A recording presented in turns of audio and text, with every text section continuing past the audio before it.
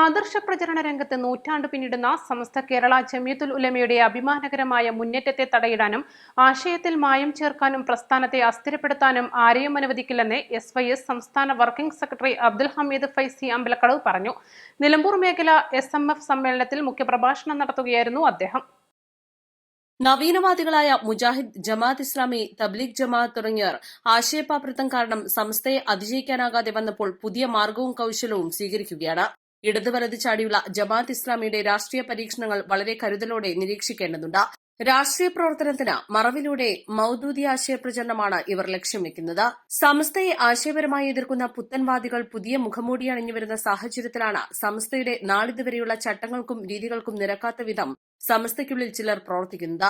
സമസ്തയുടെ കീഴ്ഘടകമായ SMF-ൽ നിന്ന് മഹൽ ഖത്തീബ്, മുദരീസ് തുടങ്ങിയ പണ്ഡിതരെയും SYSS, KSSF റേഞ്ച് പ്രതിനിധികളെയും വെട്ടിമാറ്റിയാണ് SMF രൂപീകരിച്ചത്. ഇത് തീർത്തും തെറ്റും തിരുത്തേണ്ടതുമാണെന്ന് അദ്ദേഹം കൂട്ടിച്ചേർത്തു. സയ്യിദ് ഫസൽ തങ്ങൾ മമ്പാട് പരിപാടി ഉദ്ഘാടനം ചെയ്തു. നിലമ്പൂർ താലൂക്ക് ജമിയത്തുൽ ഉലമ പ്രസിഡന്റ് കുഞ്ഞുമുഹമ്മദ് മുസ്ലിയാർ അധ്യക്ഷത വഹിച്ചു.